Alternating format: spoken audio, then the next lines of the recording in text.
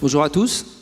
Écoutez, je suis très heureux d'être là aujourd'hui avec vous pour partager un petit peu sur la transformation digitale chez Orange. Alors c'est vrai que Orange ne vient pas spontanément à l'esprit quand on pense au digital, mais n'empêche qu'on est au cœur de tous ces sujets. D'abord parce que nous fournissons toute l'infrastructure réseau qui vous permet là maintenant de tweeter et d'être connecté à Internet, il ne faut pas l'oublier. Nous sommes en contact permanent avec les GAFA. Nous travaillons énormément avec eux, nous apprenons beaucoup d'eux, parce que nous diffusons leur contenu, nous diffusons leurs services tous les jours, quasiment. Et puis, nous faisons face aussi à une demande consommateur qui souhaite maintenant digitaliser sa relation client avec l'opérateur, il faut se le dire, qui préfère tout faire en un clic sur son smartphone plutôt que d'aller dans nos boutiques ou d'appeler nos services clients. Donc, face à tous ces inducteurs, face à tous ces changements, nous avons fait le choix, il y a maintenant 3-4 ans de ça, de vraiment accélérer sur le digital, de passer à la vitesse supérieure. Et je pense que comme pas mal d'entreprises, nous nous sommes d'abord concentrés sur les processus métiers, le recouvrement, la facturation, le paiement, les ventes évidemment, pour essayer de les digitaliser le plus rapidement possible.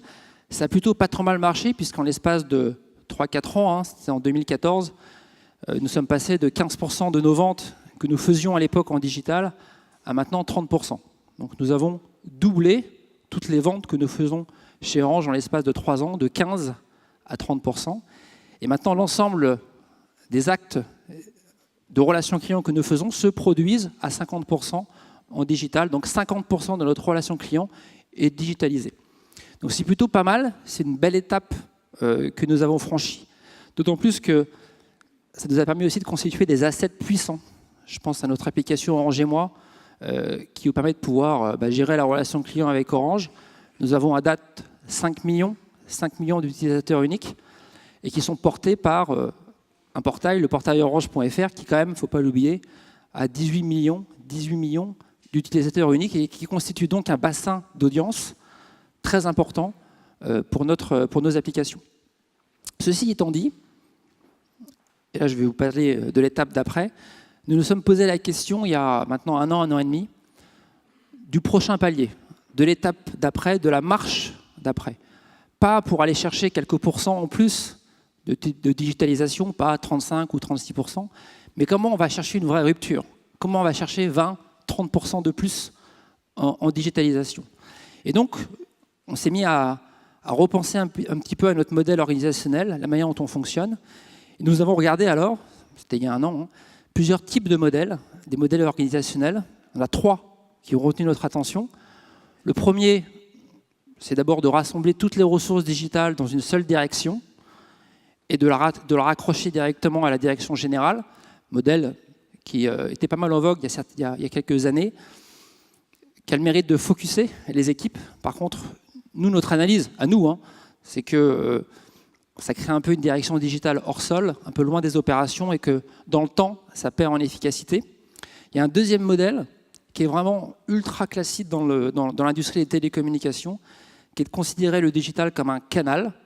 Donc vous prenez le digital, vous le mettez avec les autres canaux, la boutique, les services clients, et vous faites une grosse direction des canaux. Le grand intérêt d'une approche canaux intégrés, c'est que ça crée une expérience client homogène, tous canaux confondus.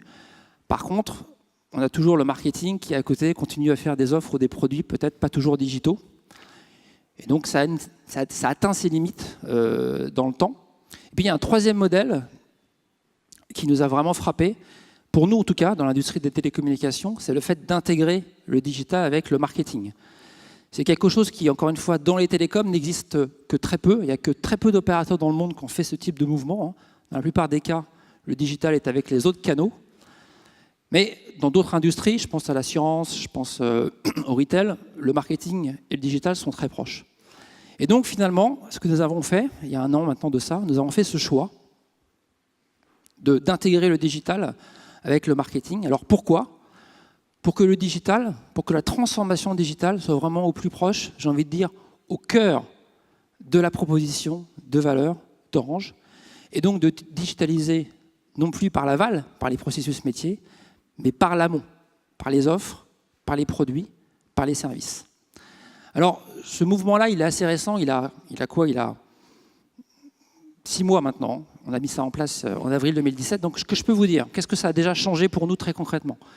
La première chose, c'est que c'est une vraie révolution culturelle pour les équipes marketing. Il faut bien comprendre que dans une direction marketing, on fait une étude client, puis après on fait un brief. Ce brief, on le donne à un directeur de projet, qui parle à un autre directeur de projet, qui parle à une direction technique, qui parle à une direction du développement, etc. etc. C'est le bon vieux cycle de développement en V. Ce n'est pas ultra rapide, robuste, mais pas ultra rapide. Eh bien, le mode agile qui vient avec le digital est venu vraiment bousculer les frontières organisationnelles et les processus. C'est vrai que le fait de fonctionner en triptyque, un chef de produit, avec un designer, avec un développeur SI, qui produisent des livrables quasiment toutes les 3 semaines, que nous testons en temps réel avec nos clients, ça change fondamentalement la donne. C'est puissant, mais ça bouscule énormément les modèles. Et ça nous pose 2 challenges. Le premier, c'est le middle management. C'est vrai que ça, assez naturellement, le middle management s'interroge sur sa raison d'être, à quoi je sers maintenant. Donc il y a un gros travail d'éducation, d'accompagnement auprès du middle management pour que progressivement, on passe d'un rôle peut-être un peu prescriptif aujourd'hui à un rôle beaucoup plus dans le coaching, dans le mentoring, dans le fait de guider les gens, de les orienter, plutôt que de leur dire ce qu'ils doivent faire. Et puis, l'autre élément qui est important pour nous, c'est l'autre changement, l'autre challenge, c'est l'aiguillage des projets. Est-ce que tout doit forcément passer en mode agile? C'est une vraie question. Moi, je ne crois pas. Je pense que raccorder 2 millions de clients à la fibre en France et déployer des milliers d'antennes 4G, par exemple, le mode agile s'y prête pas forcément.